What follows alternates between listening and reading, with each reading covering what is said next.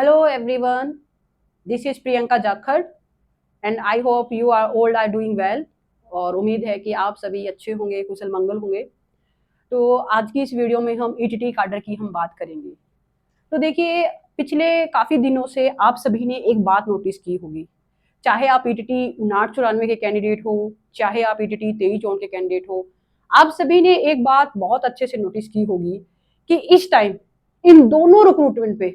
कोई भी किसी भी तरह की कोई भी हर्डल नहीं है, कोई भी रुकावट नहीं है, कोई भी एक सिंगल रीजन नहीं है जिसके बिहाफ पे हम ये कहे या फिर डिपार्टमेंट हमें ये कहे या सरकार हमें ये कहे कि हम इस वजह से रिक्रूटमेंट जो है वो कंप्लीट नहीं कर पा रहे, इस वजह से कैंडिडेट को ज्वाइनिंग नहीं दी जा रही, या फिर ये बताए कि आके कि देखिए इतना बड़ा रीजन है, इस वजह से जो कैंडिडेट की ज्वाइनिंग नहीं की जा रही है या फिर इस वजह से लिस्ट जारी नहीं की जा रही। कोई एक सिंगल रीजन नहीं है और उसके बावजूद भी हालात क्या है ये आप सभी नोटिस कर पा रहे हो, आप सभी ने देखा होगा। तो बात यहाँ पे ये आती है कि अभी जो ये हालात बने हुए हैं इस टाइम में, कोई भी चाहे डिपार्टमेंट की तरफ से हो, चाहे सरकार की तरफ से हो, चाहे माननीय शिक्षा मंत्री जी हो, कोई भी सामने आकर किसी ने भी एक सिंगल स्टेटमेंट जारी नहीं की, किसी ने एक बार भी ये बात नहीं बोली कि देखिए ये रीजन है और ये इतनी बड़ी हर्डल है रिक्रूटमेंट में और इस वजह से हम आपकी ज्वाइनिंग है वो नहीं करवा पा रहे, या फिर इस वजह से आपकी जो लिस्ट है वो जारी नहीं कर पा रहे। एक सिंगल स्टेटमेंट नहीं है, एक सिंगल स्टेटमेंट भी। और मुझे समझ ये नहीं आ रहा कि अभी जब किसी तरह की कोई भी हर्डल नहीं है तो वेट किस चीज का किया जा रहा है। क्या रीजन है कि कैंडिडेट इतने ज्यादा परेशान है, कैंडिडेट मजबूर हो चुके हैं घर से निकलने के लिए, कैंडिडेट मजबूर हो चुके हैं सड़कों पे सोने के लिए। क्या रीजन हो सकता है सबका? देखिए, अभी जैसे जो अगर हम इन सभी बातों को एनालाइज करें तो कुछ रीजंस जो शायद हो सकते हैं माननीय शिक्षा मंत्री जी के माइंड में, सरकार के माइंड में, या फिर शायद डिपार्टमेंट के माइंड में भी, इनमें से शायद कोई रीजन हो सकता है। जिसमें से हो सकता है कि पहला रीजन तो ये है कि अभी वेट किया जा रहा है किसी बड़ी अनहोनी के होने का, कहीं ऐसी बड़ी दुर्घटना हो जाए जिसके बाद किसी बेरोजगार कैंडिडेट का कोई नुकसान हो जाए, किसी की फैमिली में कोई बहुत बड़ा लॉस हो जाए और उसके बाद ये लोग आएंगे, सांत्वना देंगे, शोक प्रकट करेंगे, ये हो गया वो हो गया, ये चीज देखिए बाद में करते रहेंगे। पर बात ये है कि अभी कोई कोई किसी भी तरह की रिस्पॉन्सिबिलिटी नहीं ले रहा। और दूसरी बात देखिए, ऐसा नहीं है कि पहले पहले इस तरह की घटनाएं कुछ हुई नहीं है। चाहे आप असिस्टेंट प्रोफेसर की रिक्रूटमेंट को उठा के देख लीजिए क्या हुआ, 5994 का ही देख लीजिए, हमारी बहन पेपर देने आती है उसके साथ क्या दुर्घटना घटित होती है, ये सभी आप सबको पता है और पता इनको भी है, और उसके बाद भी ये रवैया है। मतलब शायद ये इनका रीजन हो सकता है कि हमारे कुछ इस तरह की दुर्घटना घटेगी, उसके बाद हम नींद से जागेंगे, उसके बाद हम आके स्टेटमेंट देंगे, फिर कुछ सोचेंगे इसके बारे में, ये रीजन हो सकता है। दूसरा रीजन ये हो सकता है कि ये वेट कर रहे हैं विधानसभा इलेक्शन का, कि इस रिक्रूटमेंट को विधानसभा इलेक्शन तक लेके जाना है। तो देखिए, विधानसभा इलेक्शन को तो अभी बहुत टाइम है, बहुत टाइम है। और दूसरी सबसे बड़ी बात, अगर विधानसभा इलेक्शन तक ही इस रिक्रूटमेंट को लेके जाना था तो ये रिक्रूटमेंट निकाली, एडवर्टाइजमेंट जारी की, कैंडिडेट के एग्जाम लिए आपने, फिर से दोबारा से एग्जाम लिया, ये सब ड्रामेबाजी करने की जरूरत ही क्या थी अगर इसी तरह से विधानसभा इलेक्शन पे ही रिक्रूटमेंट को पूरा करना था। देखिए, जो कैंडिडेट जिन्होंने मतलब एग्जाम दिया है, जिन्हें ये है कि उनका सिलेक्शन हो जाएगा, उनके लिए तो एक एक दिन निकालना मुश्किल है, उनके लिए तो एक एक दिन निकालना मुश्किल है। बहुत से कैंडिडेट ऐसे हैं जिन्होंने पूरी उम्मीदें ही इसी रिक्रूटमेंट पे अपनी टिका के रख रखी है कि ये रिक्रूटमेंट में हमारा सिलेक्शन होगा, फिर हमारा जो घर परिवार है वो सुधरेगा, हमारी जो फैमिली जो इकोनॉमिकल कंडीशन है वो इंप्रूव होगी। और ऐसे में आप इस तरह की मतलब सोच रहे हो कि विधानसभा इलेक्शन तक इस रिक्रूटमेंट को लेके जाए, तो ये कहाँ तक जायज है। और दूसरी देखिए, पहले तो कहीं ना कहीं कैंडिडेट को थोड़ा सा कह सकते एक तसल्ली थी। तसल्ली क्या थी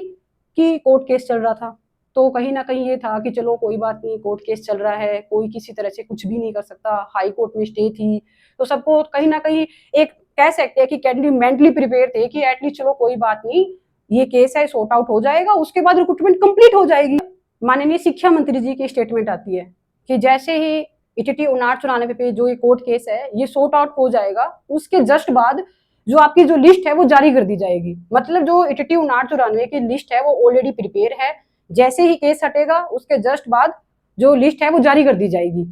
तो ऐसे में देखिए, जो ये बात बोली गई कि तुरंत ही लिस्ट जारी कर दी जाएगा, मतलब इसका क्या मीनिंग है? ये तो देखिए, अगर मैं अपनी खुद की बात करूं या फिर आप सभी ने भी चीज पढ़ी होगी कि तुरंत का तो मतलब यही होता है कि जस्ट हाथों हाथ ये काम किया जाएगा, बट यहाँ पे माननीय शिक्षा मंत्री जी ने ये बात बोली कि जस्ट बाद ये लिस्ट जारी कर देंगे, तो इसका किस तरीके से इस बात को बोला गया, माननीय शिक्षा मंत्री जी की डिक्शनरी में क्या इसका मीनिंग है, ये तो देखिए थोड़ा सा वो ही बता सकते हैं। दूसरा देखिए, अगर माननीय शिक्षा मंत्री जी भी अगर ये वीडियो देख रहे हैं या फिर उनके कोई नुमाइंदे भी अगर इस वीडियो को देख रहे हैं, तो उनसे मेरी रिक्वेस्ट है कि प्लीज एक बार अपना जो आपने बोला था कि आप इमीडिएटली लिस्ट जारी कर दोगे, जस्ट बाद आपकी जो लिस्ट है वो जारी कर दी जाएगी, उसको थोड़ा सा एक्सप्लेन कर दीजिए कि यहाँ पे इमीडिएटली वर्ड का मीनिंग क्या था। क्योंकि ऑलमोस्ट 4 मंथ हो चुके हैं कोर्ट केस को सॉर्ट आउट हुए,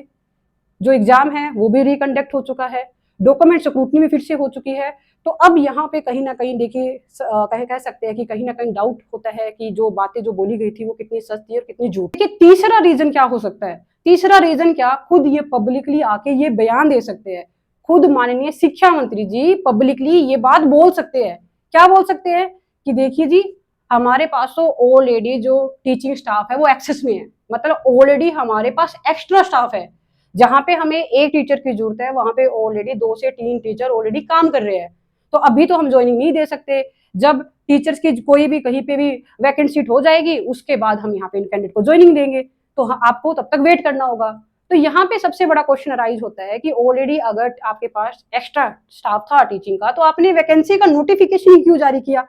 आपने क्यों एडवर्टाइजमेंट जारी की, क्यों आपने एग्जाम लिया, क्यों आपने कैंडिडेट से फीस ली, और फीस भी एक बार नहीं 2 बार। आप कहीं भी किसी भी स्टेट का कोई भी एग्जाम उठा के देख लीजिएगा, कोई भी आपको स्टेट या फिर किसी भी स्टेट एग्जाम में आपको ये चीज देखने को नहीं मिलेगी जो आपको पंजाब में देखने को मिली, कि जहां पे एक सेम वैकेंसी के लिए आपसे 2 बार फीस ली गई हो। कहीं भी किसी भी स्टेट में किसी भी एग्जाम में ये चीज देखने को नहीं मिलेगी, ये भी सिर्फ आपको यही पंजाब में देखने को मिलेगी। तो यहाँ पे एक बहुत बड़ा क्वेश्चन अराइज होता है कि आपने बहुत बार स्टेटमेंट सुनी होगी कि 31 जुलाई को रिक्रूटमेंट पूरी कर देंगे, इस जुलाई को पूरा कर देंगे, उस जुलाई को पूरा कर देंगे, और माननीय शिक्षा मंत्री जी की जुलाई का वेट करते करते देखिए हमारे घरों में भी 2 से 3 कैलेंडर जो है चेंज हो चुके हैं, बट माननीय शिक्षा मंत्री जी के आज तक जुलाई नहीं आई। पता नहीं कौन सा तो कैलेंडर माननीय शिक्षा मंत्री जी यूज करते हैं जिसमें अभी तक जुलाई नाम का कोई मंथ आया ही नहीं, जिसमें अभी तक 31 जुलाई आई ही नहीं। और देखिए जी, अगर माननीय शिक्षा मंत्री जी अगर आप भी वीडियो देख रहे हो तो आपसे रिक्वेस्ट है कि प्लीज अपना जो कैलेंडर है वो चेंज कीजिए। 31 जुलाई न जाने कितनी आ चुकी है, कितनी और आगे आ जाएगी। अगर यही रवैया रहा तो आपसे रिक्वेस्ट है कि इस तरह से मत कीजिए। कैंडिडेट बहुत परेशान हैं, बेरोजगारी से ऑलरेडी बहुत ज्यादा कैंडिडेट परेशान हैं। और देखिए जो अभी मैंने आपको जो 3 रीजन बताए, ये रीजन मैंने एक्चुअल में रीजन है नहीं, ये रीजन है नहीं इनके पास। ये तो मतलब सिर्फ सोचने की बातें हैं कि ये चीजें हो सकती है शायद इनके माइंड में, क्योंकि एक्चुअल में तो इनके पास कोई बहाना है ही नहीं। ये तो सिर्फ मतलब एक बहाने बनाने की बात है। पहले जो बताया उनमें से कुछ भी नहीं है, फिर भी बना सकते हैं। वैसे ही एक और 4th रीजन भी हो सकता है जिसका शायद ये अभी वेट कर रहे हैं, और 4th रीजन ये हो सकता है कि ये वेट कर रहे हैं सितंबर की हेयरिंग का, कि सितंबर में हेयरिंग होगी, किसी तरह की कोई अड़चन आएगी, किसी तरह की कोई रुकावट होगी, हाई कोर्ट से कोई डिसीजन आएगा, और उसके बाद भी देखिए इनकी सेम स्टेटमेंट आएगी कि देखिए जी, हमने तो लिस्टें प्रिपेयर कर रखी थी, आज हमने लिस्टें प्रिपेयर कर रखी थी, कल हम लिस्ट डालने वाले थे, उससे पहले कोर्ट का डिसीजन आ गया, अब हम क्या करें। मतलब फिर उसके बाद सिर्फ एक स्टेटमेंट दी जाएगी कि इस वजह से रिक्रूटमेंट कंप्लीट नहीं की जा रही।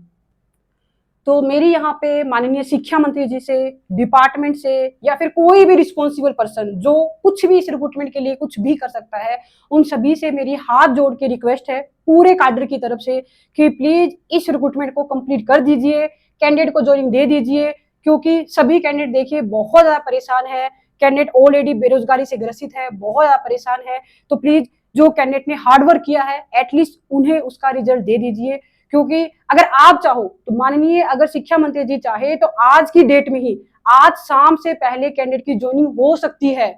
आज शाम से पहले ज्वाइनिंग हो सकती है अगर आप चाहो तो। और दूसरा देखिए, यहाँ पे जो कैंडिडेट है वो भीख नहीं मांग रहे हैं, हम सभी ने 3-3 4-4 एग्जाम क्वालिफाई किए हैं, उसके बावजूद भी हम आपसे रिक्वेस्ट कर रहे हैं कि प्लीज हमारी रिक्रूटमेंट कंप्लीट कर दीजिए, कैंडिडेट को ज्वाइनिंग दे दीजिए, आप चाहो तो सब कुछ हो सकता है। और दूसरा, अगर देखिए किसी के माइंड में अगर ये है कि ये कैंडिडेट हमेशा ही इस तरह से हाथ जोड़े सामने खड़े रहेंगे, हम इस तरह से ऊपर बैठे रहेंगे, हमारा कुछ भी कोई बिगाड़ नहीं सकता, तो अगर किसी के माइंड में ये है तो आप बहुत बड़ी गलतफहमी में हो।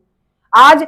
आपका नंबर है, आज आपके पास ऑप्शन है, आज आप कहीं ऊपर बैठे हुए हो, कल को देखिए हमारी बारी भी आएगी, हमें भी ऑप्शन मिलेगा। तो जिस तरह से हमें रिस्पॉन्स मिलेगा सामने से, बिल्कुल सेम रिस्पॉन्स आपको कैंडिडेट की तरफ से इन फ्यूचर देखने को भी मिलेगा। यहाँ पे सिंपल सी बात है, टिक फॉर टैट की बात है कि जिस तरह से रिस्पॉन्स हमें देखने को मिलेगा, सेम वैसा ही रिस्पॉन्स आपको भी देखने को मिलेगा। तो किसी भी तरह की कोई भी मिस हैपनिंग होने से पहले पहले रिक्रूटमेंट को कंप्लीट कर दीजिए। और जो भी देखिए कैंडिडेट जो अभी ये वीडियो देख रहे हैं, उन सभी से भी मेरी रिक्वेस्ट है कि आप इस वीडियो को ज्यादा से ज्यादा शेयर कीजिए। इस वीडियो को इतना शेयर कीजिए कि माननीय शिक्षा मंत्री तक ये वीडियो पहुंच जाए, या फिर कोई भी पर्सन जिसके बारे में आपको लगता है कि रिक्रूटमेंट के लिए ये कुछ कर सकता है या फिर इनके हाथ में कुछ ऑप्शन है, तो उन तक ये वीडियो पहुंच जाए, ताकि अगर किसी तरह की अगर कोई भी रिक्वेस्ट करने से भी अगर कोई पॉजिटिव रिस्पॉन्स हमें देखने को मिलता है, तो कुछ रिक्रूटमेंट के लिए कुछ पॉजिटिव हमें देखने को मिले।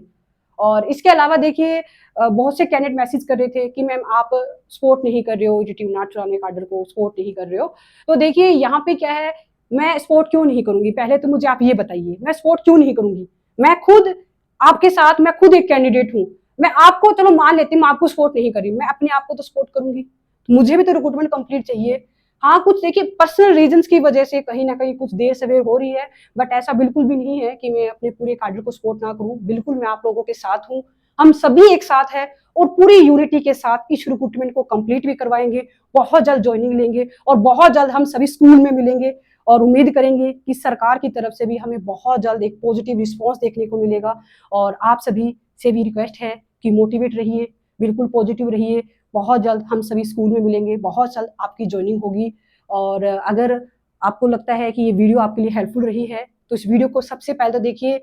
शेयर जरूर कीजिए, ताकि ये वीडियो सभी रिस्पॉन्सिबल पर्सन तक एटलीस्ट पहुंच जाए, कहीं ना कहीं इसका कोई रिस्पॉन्स हमें देखने को मिले। तो इसी के साथ आप सभी को wish you all the best. Thank you.